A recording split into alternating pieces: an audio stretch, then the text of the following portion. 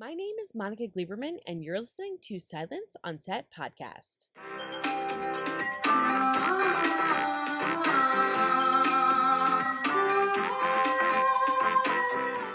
On today's podcast, we're talking to the cast of The Afterparty. It's a genre-bending comedy that explores the different characters' accounts of one fateful evening, all told through the lens of a popular film genre and unique visuals to match each storyteller's perspective. In season 2, a wedding is ruined when the groom is murdered and every guest is a suspect. Detective Danner returns to solve the whodunit by questioning family members, star-crossed lovers, and business partners, and hearing each suspect's retelling of the weekend, each with their own unique perspective and visual style. So, to talk about what fans can expect for this upcoming season, first up is Poppy Liu and Vivian Wu. So let's talk about your characters. First of all, I love them so much, and I just love how the story is kind of unfolding and how it's told. So Poppy, for you, let's start with you. Your episode is so sweet, it's so cute, and like so romantic. So how much fun was that? And I read that you like that kind of genre. So did you have a little input into why your episode was like that? I love Jane Austen. It was actually already written as my character's episode, which I feel so lucky. Like that's literally what I would have requested if I had any kind of say in it. But it is like, it's just the best. Like the outfits, the little petticoats, the lace-up boots, the gloves, you have ribbons everywhere, the hair. I don't know how people had so much time back then to like look like that. I feel like it takes every ounce of my energy to like put on sweatpants in a given day. But like here you are like always lounging with like, you know, tea and a book and whatever. But it just, yeah, it was so much fun. I feel like I love falling in love. I love the world of Jane Austen in which like, yeah, it's just about love and crushes and it's life or death and so dramatic, even though it's just about, you know, just Mr. Darcy of it all. I don't know. I love That's so not Poppy at all. So not Poppy. Vivian, for you, first of all, your character's name is Vivian, which, you know, is amazing, I think. On the surface, you know, we don't know very much about her. And we start to learn more as the show goes on. But what can you say about her that doesn't give anything away, and your episode and kind of what we follow as she kind of goes through this murder that happens? Well, you know, Vivian playing Vivian, that's incredible already to begin with. And then I think she's a good woman. She has all the traditional value inside. So she's a good mother, a good wife, and just a good person who has like, you know, who holds the value very high. And then later on, as story unfolds, you will find Vivian actually does have her own inner world and does have her own secret, very deep secret, and also a wild side. I wanted to ask you guys, both of you as well. First of all, who would win if you guys were like in an escape room or playing Clue? And I gotta ask because the show's just so good. And you're so talking about the 12 of us, right? Not just 2 of us. Who would win? Yeah, who do you think would win? I mean, it could be the 2 of you. Oh, 2 of us? Oh, we would be both. It would not be me. It would not be me. Okay, so who would be the best one to win? And then what are you guys most excited about for fans to see? Because every episode is so different. Yeah. Such a different take and so much fun. I think in an escape room, I think John Cho would be really good. Yeah. I think he's incredibly thorough and observant and grounded, which I think you need in a high intensity situation. I think in an escape room, I would really be so chaotic. I would just very disorganized mind. I would get I think I would get emotional at some point. I think I would I don't know. I'm chaotic. I can pulling the door. It's like, oh no.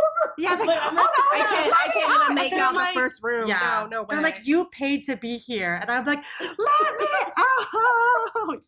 I have a life to live. So I would be really chaotic. So I would choose John. I think Sam probably would be the brain also.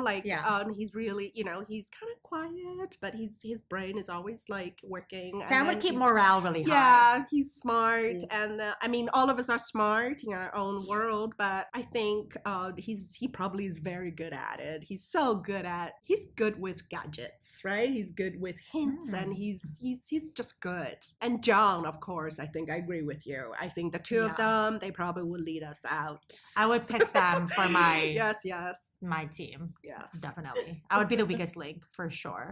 Me, no. I give up. I go in there, I feel I really am not. I think I would have a lot of fun. I get confused. But I think I would probably mess up clues because definitely. I wouldn't be very, I'm a little clumsy too. So I think I would probably nudge things away. I feel like we wouldn't be able to solve it because I would mess something up in the room. Although I think I would be a very good assistant to John and Sam. Okay, helping. I'm observant, so I could notice things. I think I'm excited for fans to see this particular cast together. The cast has a bunch of incredibly strong comedians and actors. We have very interesting, unique chemistry with each other. It is the show itself feels kind of like a theme park ride. I watched the first season in probably one sitting because I just was following the trail, just wanting to get to the next thing. And so I think I'm excited for them to see just this world and think to see all the genres. They did some really fun genres for this season. Yeah. And then in addition to that, I feel the audience will participate into figuring out who the killer is and why, and they will they'll figure it out with us together. And it's a murder mystery, right? And it's funny, it's hilarious, it's a comedy. It's an impossible mixture of a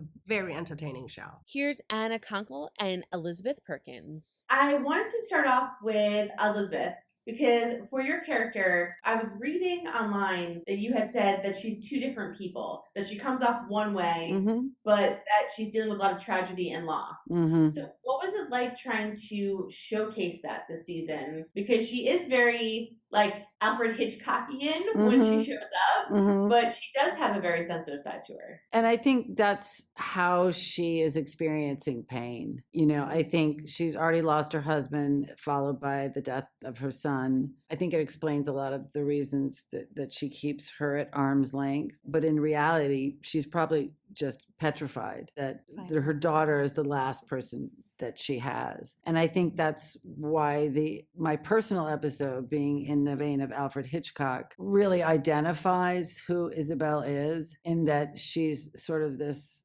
Southern belle who is now lost in this giant house and may or may not be being drugged.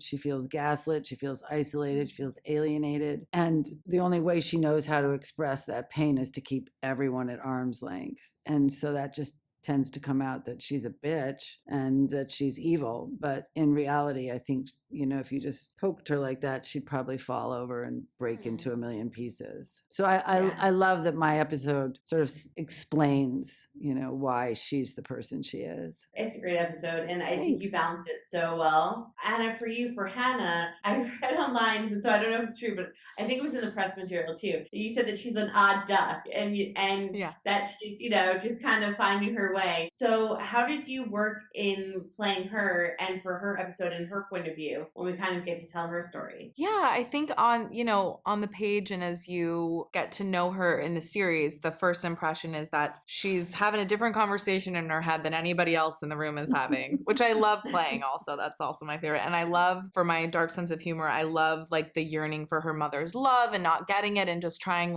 awkward new angles of how to receive it that don't work. I could do that for days. The thing about her episode is you see the heart, and I think you see her. The important part of the episode is that there is a love that she finally receives, and she almost has a translator in that love, and she's sort of unlocked. There's a part of her humanity that's unlocked, and I think anyone can relate more to her after that, whereas before they might be like, is anyone home in there? What's going on? Right. I wanted to ask you both too, obviously play mother and daughter, and I know throughout the show it's very interesting to see your relationship and how it changes. I wanted to ask both of you how you work together to make that relationship so beautiful and crazy as the show goes on. And then also, what are you kind of most excited about? Is it people trying to figure out what happened, or just the mystery of all of it, or just excited for fans to see it? Well, I think working with you was really easy. Same. We just dropped right into it. My real daughter's name is Hannah, so that was a little added plus. But I was such a huge fan of hers coming into it that I was actually asking them to write us more. Same. because I loved exploring Amazing. this sort of distant relationship and how, in my opinion, they both just misstep all the time. You know, I Yeah. think they both sort of have these good intentions, but just can't find a way to connect at all. And what I think too is there's an overlap, if I could be allowed to be referential to you, but is that it's character first. Like it's not Absolutely. comedy first. It's Mhm. it's how, much can we feel this reality of our relationship. And so I could nerd out forever in a way with Elizabeth from an acting, standpoint, Right. in a way that you don't always, get a partner No, in it's that. just And easy. so, yeah. For sure. Yeah. And I think in terms of, what people can get out of this show is it's almost like a soap opera in that you're invested in these characters and you don't know, what episode's next and who it's going to be focusing on and what genre are we going to see next. And so it's got like all these twists and turns in that it's not just, oh, a whodunit. Right. It's not just, oh, it's a comedy, oh, it's a drama, but it's got different genre. I mean, it's got so much Yeah. going on that there's a different reason to tune in every week. Yeah, and the mystery of it, I think, makes it kind of addictive. Mhm. But then the relationships are like the real heart of it. Right. And there's all these little hints that if, you were sort of keeping an Excel sheet, you'd be able to go, oh, that, but you really have to look for them. Which means you got to look at, it's true though, because I've looked at most of the episodes a couple of times just in search of like, oh, well, that's there, and that's there, and that's there. So. You have a whole notebook? Not quite. It's kind of up in here. Okay. But you got to to pay attention because the clues are there. They're there. Up next is Tiffany Haddish and Zach Woods. So I'm going to start really quickly with you, Zach, because your episode, it's told from perspectives of other people, other Right. cast members. So when you got that script, because I know all 10 came at once, did you start viewing Edgar a little differently when you were reading how other people were perceiving him, or not at all? It's one of my favorite things about the show that it's that you get to sort of hop into the perspective of all these different characters and see things through their subjective lenses. I remember hearing someone say once that like when somebody dies, you don't just grieve the loss of the person, you grieve the loss of the version of the person that existed in their perception of you. That like there is a version of each person that is specific to the way that they're seen by a specific other person, a specific other person. And I think that's interesting. And jumping from mind movie to mind movie is like, I think it's a fun conceit. I don't know if I answered your question, but it was an interesting way to learn about the character. Like each version of Edgar was sort of the composite of them was the character. To me, I'm going to stop talking forever. That was kind of dope what you said, though. It's very powerful what you said because it's is. true. Like that's why we have certain friends, like because the way they see you, the way they connect with you, it determines like the dynamic of the relationship. Yeah. Right, their perception of you. I mean, are you on social media? No. Oh, you're smart. Really? Because social media, I think, is created to make you bipolar and mentally ill, especially Instagram. No shade to Instagram. I love my Instagram. But But I it is cannot- designed to create mental illness. I think it's designed to It's create stressful. mental illness if you think I about it. know. I agree. Because it's your perception, right? And as you're scrolling through, within 5 minutes, you feel so many different emotions, right? And it's like, oh, I like this. And, why do so many people like that? That's horrible. Like, and it's just all these different thoughts that come up in feelings that you should last for like 5 minutes.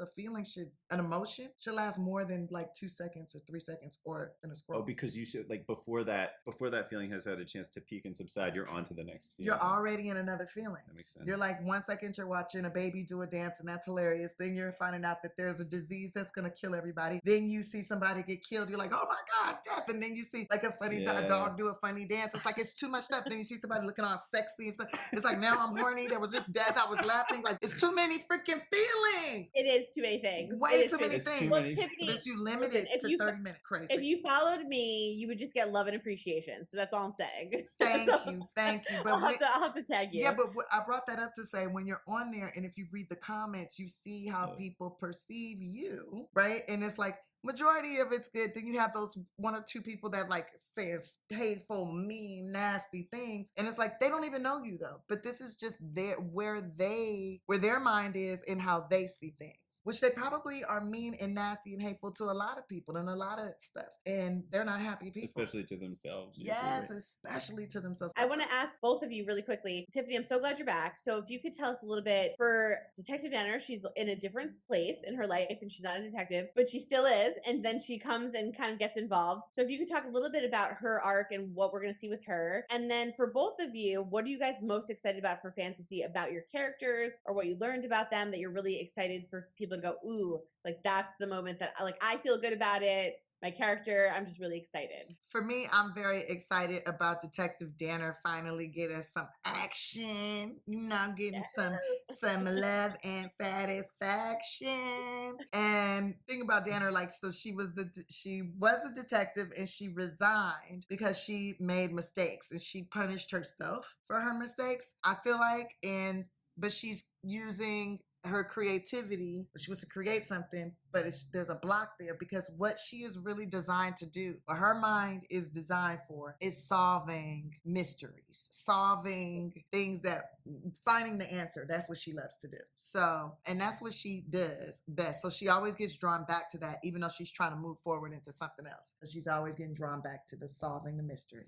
I also think, amazing. Watching them shoot the other scenes and reading the scripts, it is the most welcoming show about murder I've ever seen. It's like it feels good to live in it, or in my character's case, to be murdered in it. But I think it's a very comforting show about very uncomforting things. Next up is Jack Whitehall and Paul Walter Hauser. I find it very interesting. The two of you describe your characters very differently. Paul, you said that you feel like he wants to be a hero, and Jack, I feel like this is very Jack Whitehall. You said that your character, Sebastian, is like a piece of shit. Yeah. So, can you two talk about your characters and why you describe them that way and what fans can expect to see in your episodes? I think my character probably has suppressed his own miscarriage of justice and how he's lived his life, and probably blames some people other than himself. And so in a miscarriage of justice for somebody he loves, he's quick to respond and try to help out, probably rather than save his own life. So it's, the kind of comic fodder of a lot of characters I play, where they're probably suffering from some grandiosity, and he gets thrust into this wedding where he makes a lot of assumptions and is really eager. It's kind of that thing of people who go down the conspiracy rabbit hole on YouTube. And it's been very fun to get those scripts when we're filming and get to look at them and realize that the stakes are being raised and the lunacy is always aplenty. I don't know if that was an answer, but I did say words and they ended at one point. And then Jack, why do you call him a shit and someone that you've come across before in your path? And I think one borrows from lots of different people when you're trying to create a comic character. Yeah, with Sebastian, he's very aloof, sort of looks down his nose at everyone. He can be quite disparaging, withering put downs, and just generally quite unpleasant. So scrupulous. Yeah, scrupulous. I think I probably was channeling a little bit of my dad in some of those scenes, just generally putting everyone down and making everyone feel a little bit uncomfortable. Both of you did such a great job. Both episodes were so good. But I want to ask both of you, what are you most excited about for fans to see? Because, Paul, for your episode, it's black and white. It's just so much fun. Jack, you're so funny. And by the way, you cannot say that you're not attractive now. You're a very suave and sexy man in this show. So, what are you excited for fans to see? I've been saying it for I want to see, the last year I've known the guy. I've been saying that to him, but he won't take the compliment. You're both very sexy. I'm not looking forward to seeing people seeing me get my kit off again. I feel like I really need to do a job at some point where I keep my clothes on. And I thought this would be it, but I yet again seem to get naked in every single episode. You can see him in Equus at the Pasadena Playhouse this winter. My one-man Equus. I think maybe it sells. Sex sells. I know. I'm not even going to make the joke I thought of. No, it's brilliant. I'm not doing it. But what are you both excited about for fans to see, especially with the two of you together? Because this is very different, I feel like, for both of you. I'm excited to have people laugh. It's I'm so excited for people to laugh at the brilliant comedy writing from the staff of the Afterparty, and I'm excited for people to kind of find the character that they want to go down and the person they root for, and then see if that switches by the end of it. because it's a very twisty, turny story. And I think also just seeing the sort of level of ambition for this series as well. I mean, they took that central conceit from the first series and really kind of swung for the fence with the genres that they kind of delve into. I think like Chris and Phil are such students of cinema and were really keen to really like lean into the premise as much as they could in the second season. And we've got 10 episodes to play with this time. I'm really excited to see people enjoying all of these different genres that we get to play in. And here's Chris Miller, Phil Lord, and Anthony King. I have so many questions for you guys, so I'm just going to jump in. Please. First of all, Chris, you created this show. Season 1 was fantastic.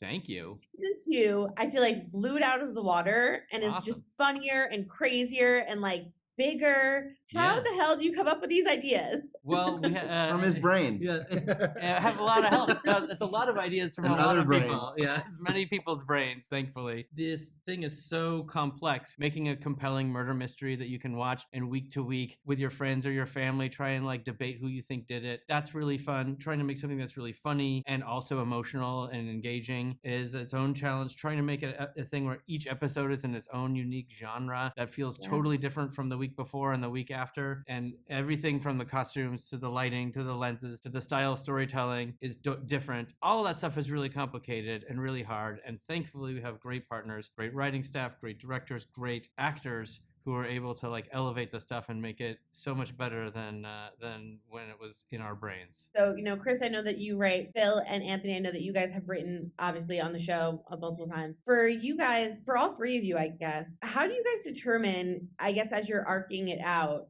who's going to be the killer? Do you guys argue over who you think it should be this season? Or you're not the first person to wonder if we spend all the work time arguing with each other. No, we don't argue. We start with who the killer is. That's really the best way to make a murder mystery that doesn't feel arbitrary. You like figure out a clever way for a murder to happen and how and why of it, and then figure out how to cover it up and make it surprising, and then build the characters around the murder. So it must be that the experience of watching the show is like disagreeing with each other because about people watching who the killer is. So they're imagining that we're having a similar argument. We know the whole time. That's right. From the very beginning, we're like, here's you guys we know the right whole away. time. We don't get to enjoy any of that fun. Everyone knows the whole time. Right. But we did give like the scripts to the cast, all 10 episodes, and go like, here you go. And they read them going like, I wonder if I'm the killer. I wonder if I'm the killer. I'm not the killer. Except for one. Or maybe more. Or multiple. Earlier I was talking to Jack, and Jack said, he was like, I thought this was going to be the one project where I didn't have to get naked. And he's like, and get paid. And he's like, but it wasn't. And I started hysterically laughing when I saw that scene. I wanted to ask you guys, was it because Jack's the comedic I mean, they all have comedic backgrounds, but like forCk in particular. By comedic background, are you talking about his butt? His background. That's his comedic background. That's his comedic background. We all have a comedic background. We also offered, I will say, we offered to have a stunt butt, and he said, no, I want to do it. He sent that stunt butt home. That's right. We really did, because he's dedicated to his craft. That's right. Of making us all laugh. That was what's really fun about the show, is that everybody was just game to do whatever and help each other out. And even though all these people are like, can star in their own shows or movies and create their own shows and movies, the fact that they all came together for this ensemble and were so willing to do whatever it takes to make the show as great as it could be and help each other out and be supportive was such like a warm thing. It was like a summer camp of really talented people. It did mean that I hadn't met Jack with clothes on for several months. His method. I've only met him on set, and he was only naked. Like, how about a robe, my friend? I wanted to know, out of the three of you, who do you think would be able to get out of like a murder mystery or an escape room the best? And then what episode or what are you most excited about for the season for fans to see? I'm still lost in the last escape room I was in, which was in this hotel. Luckily for this junket. Chris would definitely get out of the escape room the fastest. I do more escape rooms than these jokers. That is true. But which is to say any escape room. Which is because I'm super cool and not a nerd, just for the record. I think that makes you have a superpower. So yeah. Yeah, something something like Cool. that. We're all trapped in an escape room by the alien overlords. Then you'll come crawling back. We had a bunch of hidden puzzles the first season that were like hidden into the background and sets and stuff for people who were like really obsessive and wanted to find extra clues. There's a bunch hidden, and we have done twice as many. Do you think this there's season. any that won't get solved? There's some that are pretty complicated, but some of the fans of the show Internet's pretty smart. are very intense and very smart. So I have faith that they'll find them all. But there's some crazy ones out there. And I think just seeing this cast and people be surprising. Like I don't think you've ever seen, Ken Jeong have like a serious side that's really emotional. You get to see him as a goof on hosting game shows and stuff, but seeing him have the kind of range that he has, seeing like Walter Hauser be as different from his Blackbird character as you can possibly be, like on and on, this cast is really, really remarkable and blow us out of the water and blow us away every day. Hope you guys enjoyed listening to the cast of the Afterparty talk about what fans can expect for its upcoming season 2. As a reminder, the 10-episode sophomore season from Academy Award winners Chris Miller and Phil Lord will make its global debut on Wednesday, July 12th with 2 episodes, followed by 1 new episode weekly every Wednesday through to September 6th on Apple TV+. So make sure you head over there and check it out. And don't forget to hit the subscribe button so you're updated on all of our latest podcasts. And head over to our YouTube channel, hit subscribe so you're updated on all of our video content.